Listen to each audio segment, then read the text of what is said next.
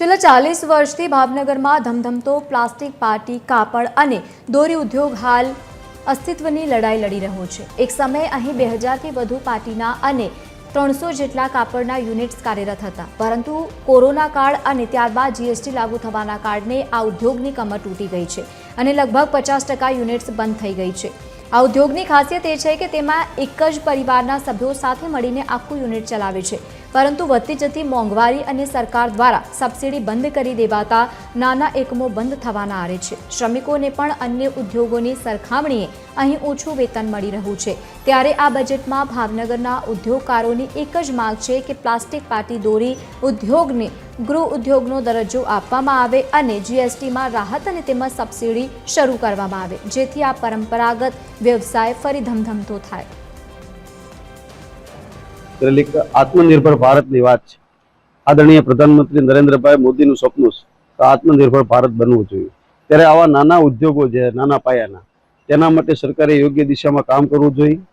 જે તે સમયે 5 થી 7 વર્ષ પહેલા આ બધા યુનિટો છે તેમાં સોલારની સબસિડી આપવામાં આવતી હતી, એ પણ સરકારે હાલ બંધ કરી દીધેલી છે। ત્યારે અમારી સરકારને વિનંતી છે કે આગામી બજેટમાં આ બાબતે યોગ્ય કરવામાં આવે, તેમજ આ ધંધો માત્ર ભાવનગર ખાતે મહિલાઓ પણ 50% મહિલાઓ જ્યારે કામ કરતી હોય ત્યારે વિપુલ પ્રમાણમાં રોજગારી આગામી સમયમાં મળી શકે તેવી શક્યતા હોય। આ ધંધાને જીવિત રાખવા માટે સરકારે આગામી બજેટમાં યોગ્ય દિશામાં મદદરૂપ થાય તો આ ધંધો ખૂબ સારા પ્રમાણમાં મળી રહે। યોજનાઓ બધી બહાર પાડતી હોય છે કે જેની અંદર ઉદ્યોગો સ્વનિર્ભર આત્મનિર્ભર બનતા હોય આવી, ત્યારે અમે આ ધંધામાં 35-40 વર્ષથી આત્મનિર્ભર અને પોતાની રીતે જ રોજગારી મેળવીએ છીએ।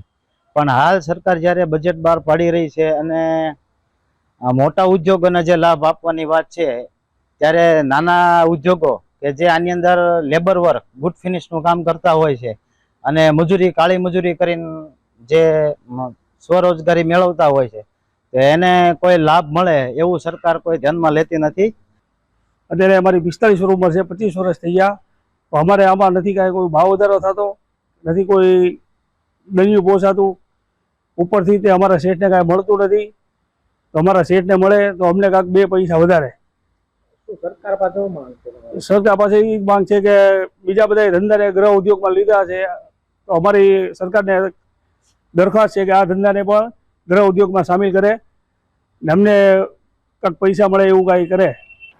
હાલની પરિસ્થિતિમાં મોંઘવારીમાં અત્યારે પૂરું વળતર મળતું નથી, તો સરકારશ્રીને નિવેદન છે કે આ ધંધો યોગ્ય દિશામાં લઈ જાય અને પૂરું વળતર મળે એવી સહાય આપે, સરકારશ્રીને વિનંતી છે કરું છું। અને મારા ઘરના પૂરા સભ્યો બધા પણ સાથે જોડાયેલા છે। અમે લગભગ 24 કલાક કામ કરવી છીએ અને વળતર એટલું મળતું નથી।